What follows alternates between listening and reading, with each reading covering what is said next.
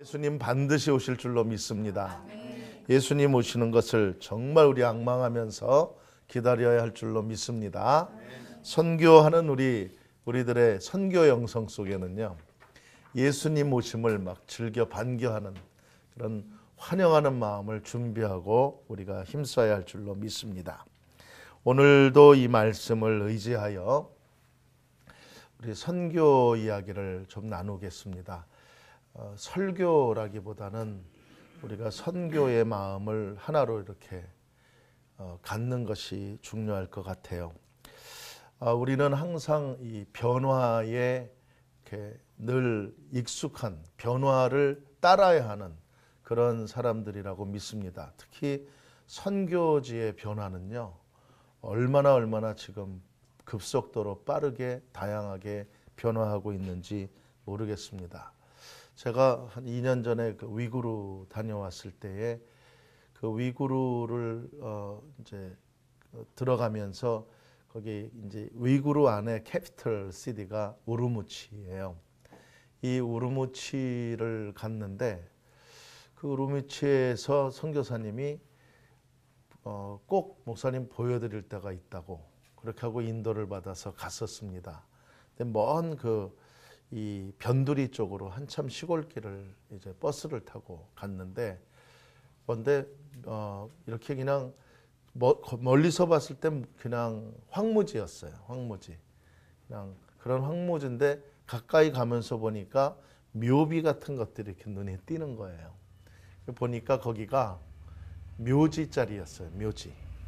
그런데 그 묘지 자리의 반쯤은 이제 막 그 불도우저 같은 막 거리를 내면서 그게 이렇게 막 이제 도로가 막 이렇게 정비되는 그런 상황에 한쪽 구덩이에 묘비들이 몇 개 있는데, 그 묘비를 자세히 이렇게 관찰하면서 보니까 묘비에 십자가, 빨간 십자가 표시가 이렇게 이제 색이 바래가지고 이렇게 있고, 그 십자가 밑에 사람들의 이름이 이렇게 써 있는데, 그 사람들의 이름 밑에 4글자가 탁 박혀 있는 게 눈에 들어왔습니다. 뭐라고 썼냐면 천국 재회, 이렇게 딱 써 있었어요. 천국에서 다시 만납시다. 그 막 글을 딱 읽는 순간에 그냥 제 이 가슴속 어디서부턴가 막 솟구쳐 오르는 그 눈물, 그 감동, 그런 거 확 몰려오는 거예요. 그러면서 왜 그런데 여기가 이렇게 됐나 했더니 이제 이 소수였지만 그리스도인, 중국인 그리스도인들이 이 위구르, 지금은 위구르였지만 그 당시 때에 이 중국 서부를 지나 이제 서진 그 서쪽으로 예루살렘을 향해 가려고 파송받은 선교사들이 가다 이제 순교도 당하고 또 이제 주님의 부르심을 받고 병을 오든 어쩌든 그렇게 해서 거기서 묻힌 그런 이제 지역이었어요. 근데 지금은 이제 막 개발을 하면서 그게 이제 오랜 세월이 되니까 임자도 없고 그러니까 거기를 막 밀어붙이고 그러는 와중에 이제 목사님 다음번에는 선교사님이 그러더라고요. 목사님이 다음에 오실 때는 이 자리가 이제 없어질 겁니다. 이제 도시 정비하고 끝날 겁니다. 그래서 없어지기 전에 이 땅에도 그리스도를 위하여 복음을 뿌리다가 이렇게 하나님의 부름을 받은 그런 중국 선교사님들이 있었다는 것을 기억해 주십시오. 이렇게 이제 그것 때문에 저를 이제 가게 해서 제가 그 마음에 이렇게 새기고 왔던 기억이 납니다. 여러분, 이제 우리 이 시대는요, 하나님께서 우리 한국 민족만 쓰시는 게 아니라 엄청난 세계의 여러 민족들, 주의 군대들을 지금 부르시고 계신 것을 우리가 너무도 지금 잘 알고 있습니다. 먼저 우리들의 선교적 마인드, 그 선교의 파라다임이 지금 어떻게 변하고 있는가 우리가 늘 잘 알고 있지만 다시 한번 점검을 하면, 지금 이 시대의 선교의 패러다임은 진짜 대상도 all nations지만 이 선교를 하는 사람도 everyone이에요. all people이에요. all people. 모든 그리스도인이 모든 열방을 향해 선교하는 시기가 지금이다. 그러니까 진짜 에베소서 6장 10절에 우리의 싸움은 씨름은 혈과 육에 속한 것이 아니라 정말 모든 통치자들과 권세들과 정세 이런 마지막 하늘의 악한 영들에 대하여 싸움이다 하는 이 주님의 그 말씀, 이 말씀 앞에 전 그리스도인과 이 그리스도를 대적하는 악한 영들과의 진짜 all nations, all the people의 싸움, 영적인 싸움의 현장이 됐다는 것을 이제 우리가 직시해야 합니다. 과거 몇 년 전까지만 해도 장기 선교사님들을 파송하고 그 장기 선교사님들이 선교하면 후방의 교회들은 그들을 서포트하고 그들을 위해 기도해주고 그렇게 했었던 그런 때가 바로 그제 같았었어요. 근데 지금 몇 년 채 안 지났는데 지금은 그것 갖고 안 되는 겁니다. 이 선교의 패러다임이 장기 선교사도 가야 되지만 단기 선교사들도 들어가야 되고 중기 선교사, 중보 기도자 모든 하나님의 사람들이 모든 영적인 방법을 동원해서 선교를 해야 하는 그런 시기가 왔어요. 나가서만 선교하는 게 아니라 하나님이 우리를 미국에 보내주신 것은 이 땅에서도 우리가 관심만 가지면 다 이방의 나라 사람들로 펼쳐져 있는 이 땅에 전도 선교하고 싶으면 아무 세븐일레븐이나 마켓 들어가면 전부 이슬람권의 직원들, 종업원들이 있는 이런 땅에서 지금 살고 있습니다. 얼마든지 우리가 복음을 증거하려고 마음먹으면 정말 몇 발자국만 나가서 관심을 가지면 어떤 인종들에게고 우리는 복음을 증거할 수 있는 그런 때도 또 되어져 있습니다. 다시 말해서 하나님의 선교에 그리스도인이 되었다는 것은 주님이 원하시는 주님의 선교에 내가 적극 참여하겠다라는 자세가 이제는 이 시대 그리스도인이 되는 그리스도인들의 결단이 되어야 하는 때가 되었습니다. 여러분 글로컬이란 말 들어보셨나요? 지금 이 시대는 글로컬 선교 시대, 글로벌과 로컬의 합성어입니다. 누가 만들었는지 몰라도 좀 그렇게 들었어요. 글로벌과 로컬의 합성 선교 시대. 전 세계 안에서도 세계 열방을 향해서도 나가야 되지만 우리 안에 있는 우리의 인사이드 안에 있는 수많은 종족, 수많은 이방인들 이런 사람들에게 대해서도 선교 정책을 안팎으로 펼쳐야 된다. 현대 선교의 패러다임은 이렇게 급속도로 바뀌었습니다. 안팎이에요. 또 하나 선교 영성이 많이 변화됐습니다. 선교 영성. 여러분 우리가 항상 선교 그러면 어떤 선교지를 대상으로 그 나라의 언어, 그 민족의 언어와 문화 이런 것을 다 알아야 선교 갈 수 있다 하는 고정관념이 있었습니다. 그런데 이 시대는요.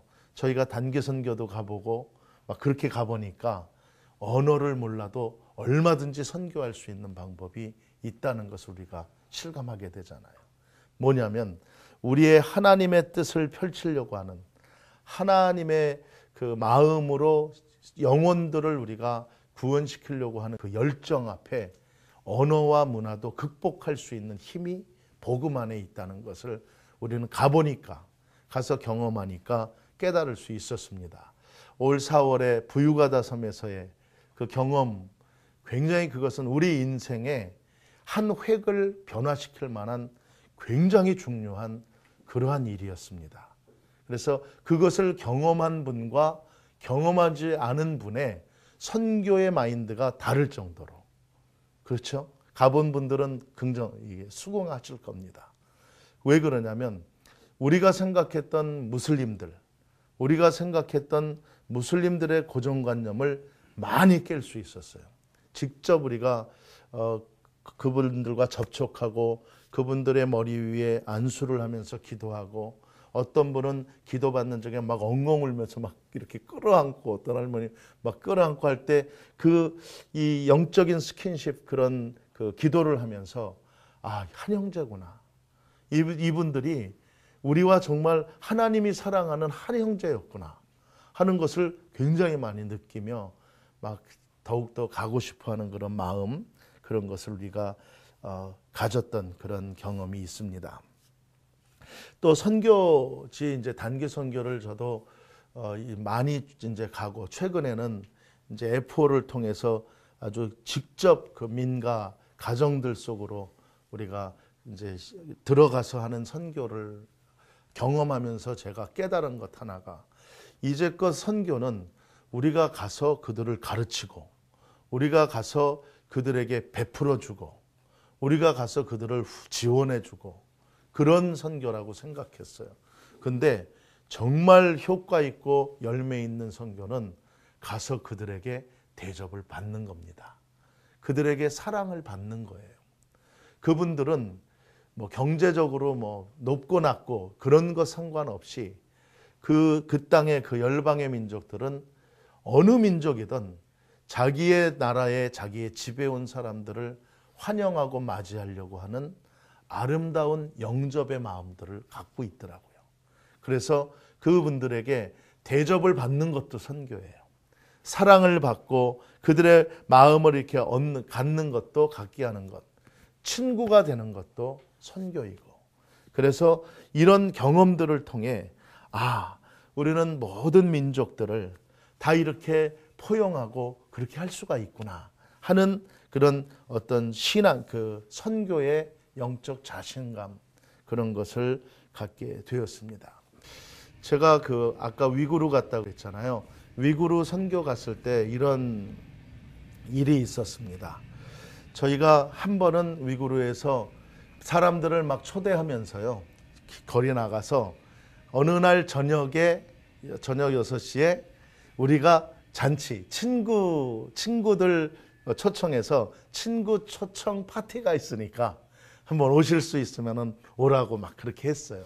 그래서 어디서 했냐면 그 우르무치에 가면 신장대학이 있어요.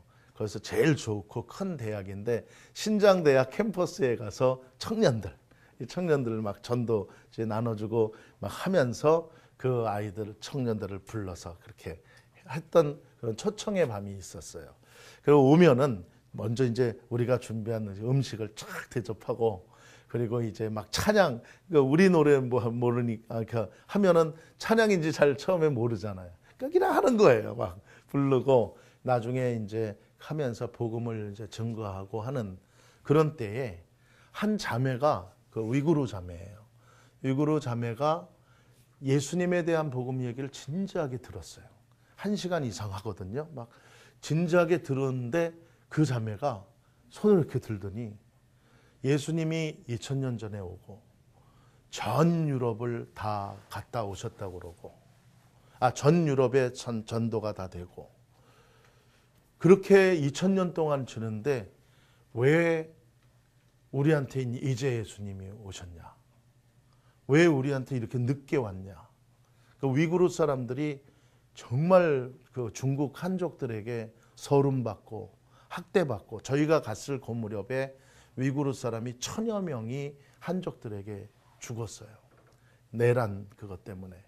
그런 한이 있는 민족. 근데 왜 우리에게 구원자 구세주라고 하면서 그분이 왜 이제야 왔느냐 하는 그 자매가 막 그렇게 그냥 한섞인 그런 말을 그렇게 질문을 했어요.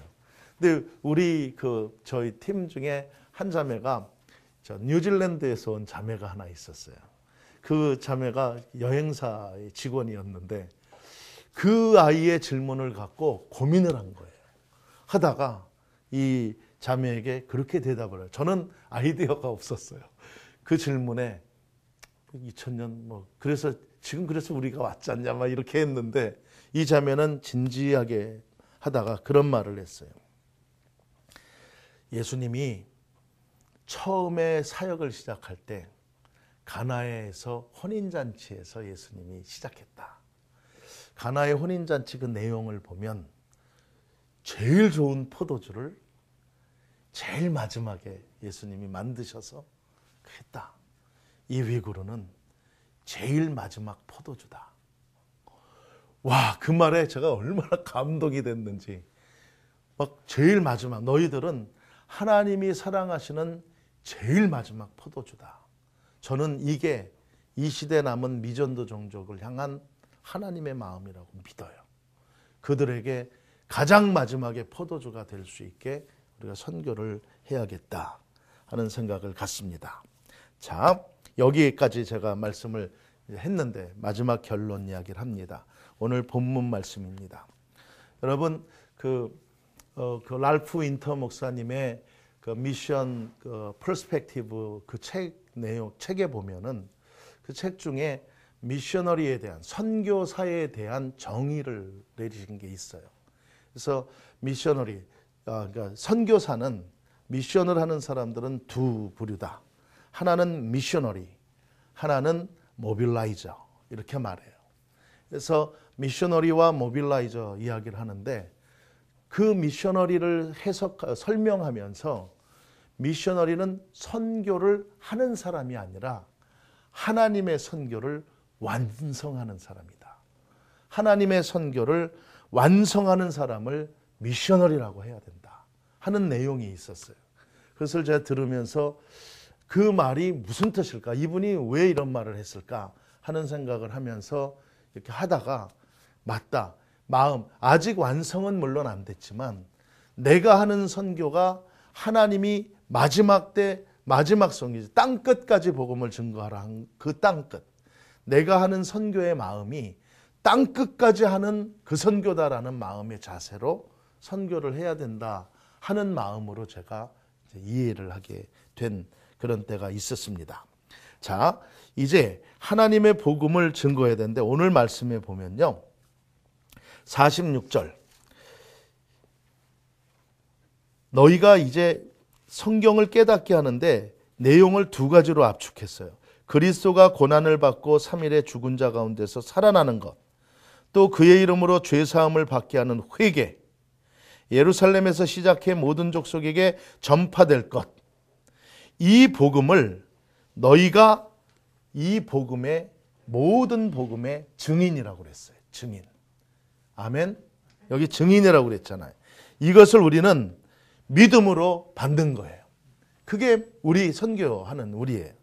우리가 이거의 증인이에요. 우리가 증인이 될 때 바로 우리는 하나님의 말씀에 순종하고 그 사명을 다하는데, 여러분, 이 증인된 삶의 이제 순종한 모습과 불순종의 모습, 저는 그 지도 우리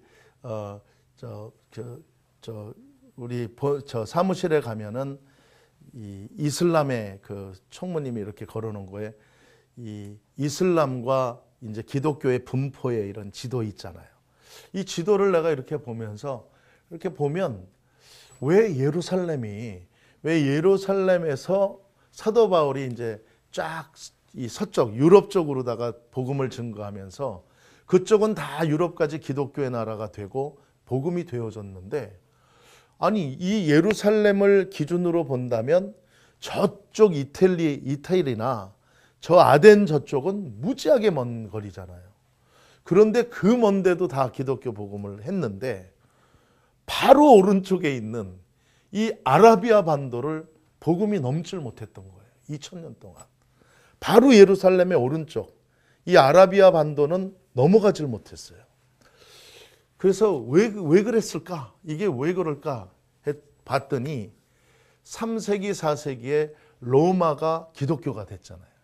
기독교, 세계를 종주하는 로마가 기독교가 된 것이, 우리는 로마가 기독교가 됐다 하는 게 굉장히 좋고, 우리는 막 역사를 배울 때 이 하나님의 역사 이렇다 막 그랬는데, 제가 이제 더 공부를 해보니까 로마가 기독교만 받은 게 아니라 자기네들의 믿음은, 자기네들의 종교는 다 갖고 있는 상태에서 기독교도 하나의 종교로 인정한 거였더라고요.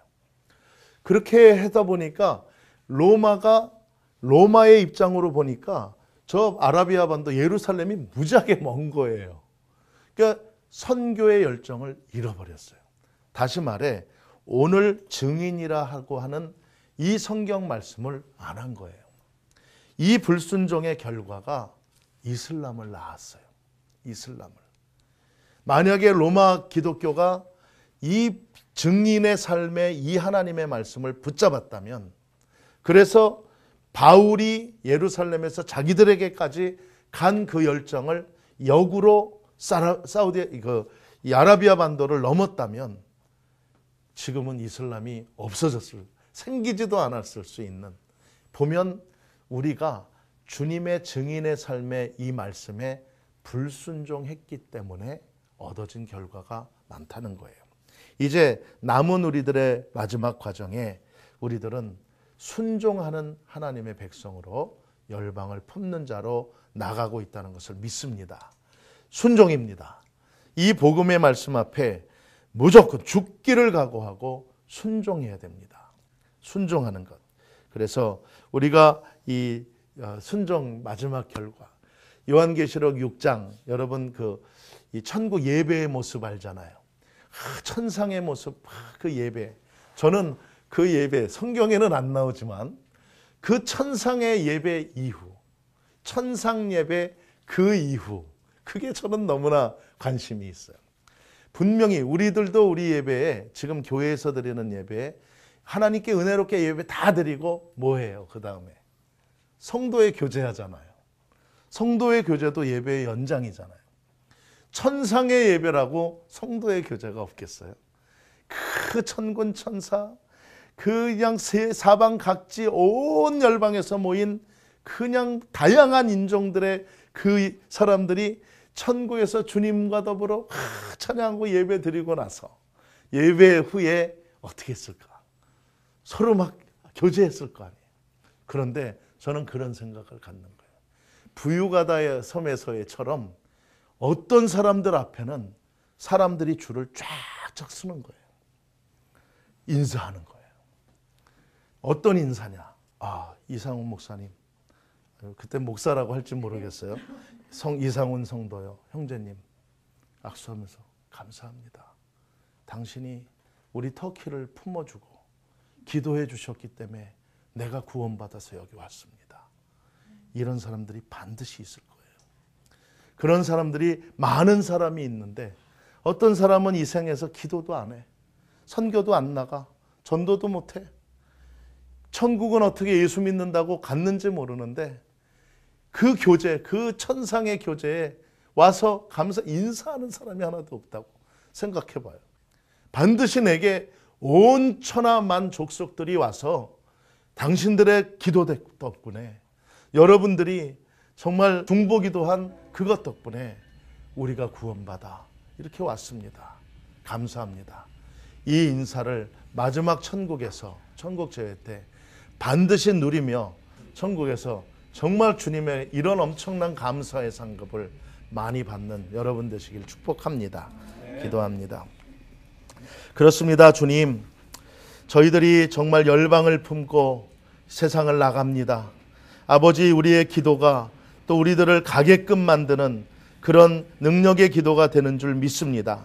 하나님 아버지, 정말 중국 그 땅에 가서 선교하는 어떤 선교사님들에게 중국 사람들이 그랬답니다. 조그만 나라에서 여기까지 오느라고 고생했다고. 그런데 그 조그만 나라에서 온 선교사들로 인해 그 영혼들이 구원받는 것을 그들이 보고 감사와 감격했다라는 말을 듣습니다. 아버지, 이제 천국에서 그 모든 영혼들이 모일 겁니다. 우리들도 같이 그 천국에서 하나님께 예배 올리고 또 하나님 주님 안에서 성도의 교제를 나누게 될 때 하나님, 저희가 정말 기도하고 선교하고 우리 주님의 증인의 삶을 순종한 그 삶의 결과를 그곳에서 반드시 우리가 만끽할 겁니다. 아버지 하나님, 그 꿈과 소망을 갖고 우리가 죽기를 각오하고 마지막 때 하나님께 크게 쓰임받는 우리 주의 종들 다 되어질 수 있도록 인도해 주시옵소서. 감사드립니다. 예수님 이름으로 기도합니다. 아멘.